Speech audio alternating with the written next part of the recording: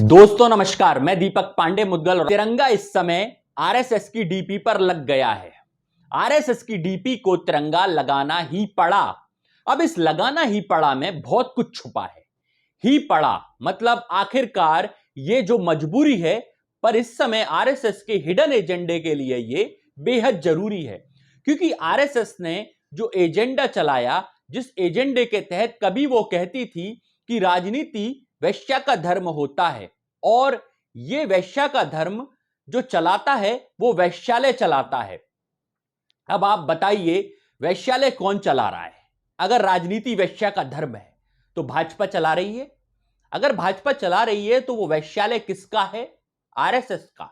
और आरएसएस के उस वैश्यालय से जब खबर उठती है, देखिए ये मैं नहीं कह रहा हूं, गुरु गोलवलकर की लिखी हुई बातें और उनकी बताई हुई बातें, स्टोरी को आप जब पढ़ेंगे तो ये सब जान जाएंगे। बेहद आसान है।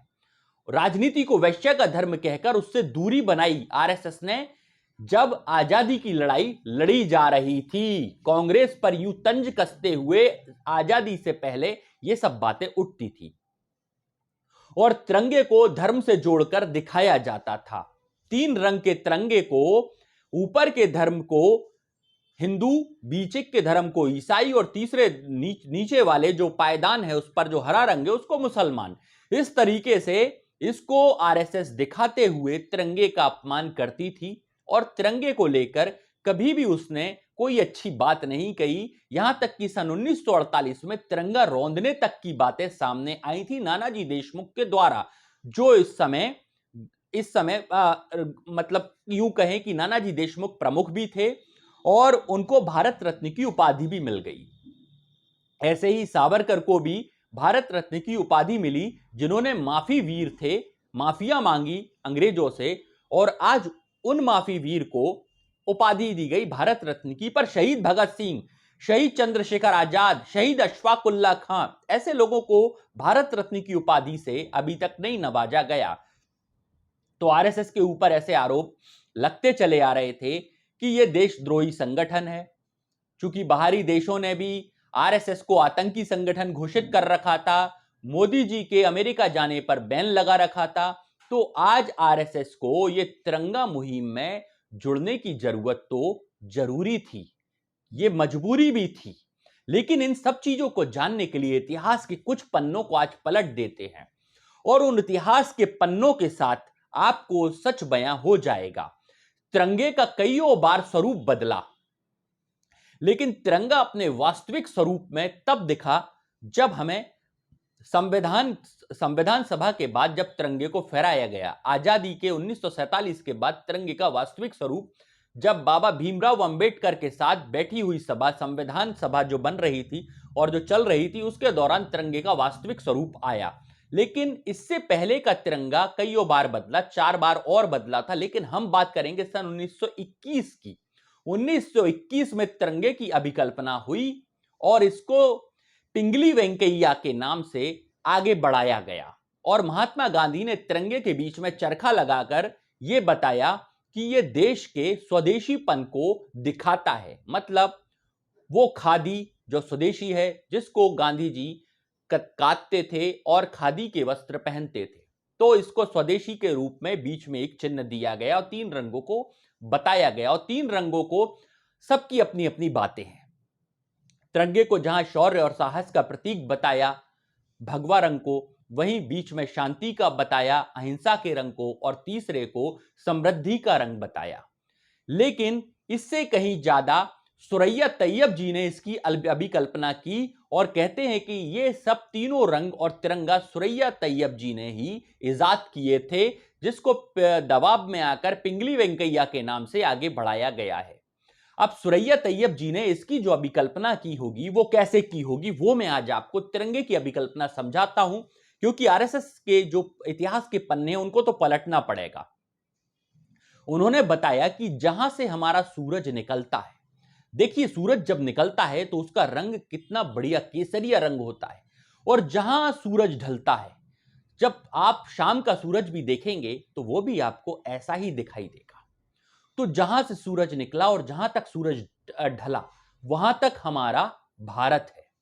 फिर आप आ जाइए उस सफेद रंग की ओर, जिस सफेद रंग को उन्होंने पानी से दिया कि पानी जब जम जाता है तो हिम बर्फ के रूप में आ जाता है, उस बर्फ के स्वरूप को, पानी के सफेद स्वरूप को उन्होंने बताया कि जहां से पानी निकलता है और जहां तक पानी जाता है वहां तक हमारा भारत है।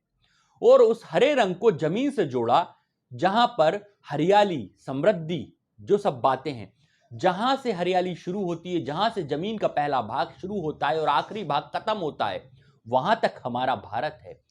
और इसके बाद जब उसमें 24 जो अशोक धर्म चक्र की है कि 24 घंटे लोगों के लिए मानवीय सेवा का भाव हो, उस 24 कार्यों के साथ इस भाव को बनाए रखें कि भारत की अखंडता ही और भारत के अंदर शांति ही भारत की समृद्धि का कारक बन सकती है। बाकी कोई भी चीजें भारत की समृद्धि का कारक नहीं हो सकती। अब आरएसएस ने सदा ही आजादी का विरोध किया और तिरंगे को इसलिए नहीं अपनाया क्योंकि तिरंगा अंग्रेजों से लड़ने का एक हथियार था। यूं कहें कि एक इंकलाब की आवाज था, मुखालफत थी अंग्रेजों के खिलाफ, जंगे आजादी की बातें थी उस तिरंगे के में। तिरंगा ये बताता था अंग्रेजों की हम आजादी लेकर रहेंगे और पूर्ण स्वराज की मांग चल उठी थी। लेकिन उन्होंने कहा कि अगर हमने तिरंगे को अडॉप्ट कर लिया, तिरंगे को अपना लिया, तो अंग्रेज हमसे नाराज हो जाएंगे और अंग्रेजों की सरपरस्ती में ही हमारी सामंतवादी नीतियां चल सकती हैं। इसलिए आरएसएस ने तिरंगे को कभी भी नहीं अपनाया और उसने अंततः आखिरी तक 2003 तक तिरंगे को कभी नहीं अपनाया। जब एक दल ने, हिंदू युवा राष्ट्र प्रेमी दल ने जबरदस्ती आरएसएस के मुख्यालय में घुसकर तिरंगा फहरा दिया, इसके बाद उन 3 लड़कों को गिरफ्तार हुए, सजा भी पड़ी, जो भी ट्रायल चला, लेकिन इसके बाद आरएसएस को तिरंगा समय समय पर कहा जाता है लगाना पड़ा। लेकिन अब जब हर घर तिरंगा मुहिम चल रही हो, जब राशन भी ना मिल रहा हो बिना तिरंगे के, गरीब आरोप लगा रहे हो इस प्रकार के कि राशन दुकानों पर उनको राशन नहीं दिया जा रहा, गरीबों का मजाक बनाया जा रहा है, यूं भी बताया जा रहा है कि 50 रुपए का तिरंगा जबरदस्ती देशभक्ति आज थोपी जा रही है। और जो संगठन कभी देशभक्त था ही नहीं, आज वो देशभक्ति जब दूसरों पर थोपेगा तो सवाल तो उस पर उठेंगे। इन उठते हुए सवालों को आज बंद करने के लिए आरएसएस ने अपनी डीपी भी बदल ली और यह बता दिया कि भैया हम भी तिरंगे को मानते हैं। क्या असल में ये तिरंगे को मानते हैं? क्योंकि आज गरीब करा रहा है महंगाई और बेरोजगारी के दौर में, लेकिन 50 रुपए और 25 रुपए के तिरंगे को लेना जरूरी है उसके लिए, नहीं तो राशन नहीं मिलेगा। अब मोदी जी का नमक खाया है तो उस नमक का कर्ज तो अदा करना पड़ेगा। ये राशन लेने के लिए एक झंडा तो बनता है, भले ही चाहे आपको कितना भी डंडा मोदी जी की महंगाई का पड़ता रहे। लेकिन क्या ये सब करना जरूरी था? एक इवेंट बनाना जरूरी था और इस इवेंट के पीछे पॉलिस्टर का झंडा क्यों लाया गया? सब बातें हैं, क्योंकि झंडा सन 1967 में ये नियम था, 1951 में बना था, 67 में अप्लाई हुआ कि खादी के अलावा किसी और कपड़े पर झंडा नहीं बनाया जा सकता। और जिसको लेकर कर्नाटक खादी ग्राम उद्योग संयुक्त संघ में ही हुबली के अंदर इसका लाइसेंस प्राप्त था, लेकिन फिर भी इस झंडे को पॉलिस्टर बनाकर जाने कितनी प्राइवेट कंपनियों को फायदा पहुंचा दिया मोदी जी के इस इवेंट ने।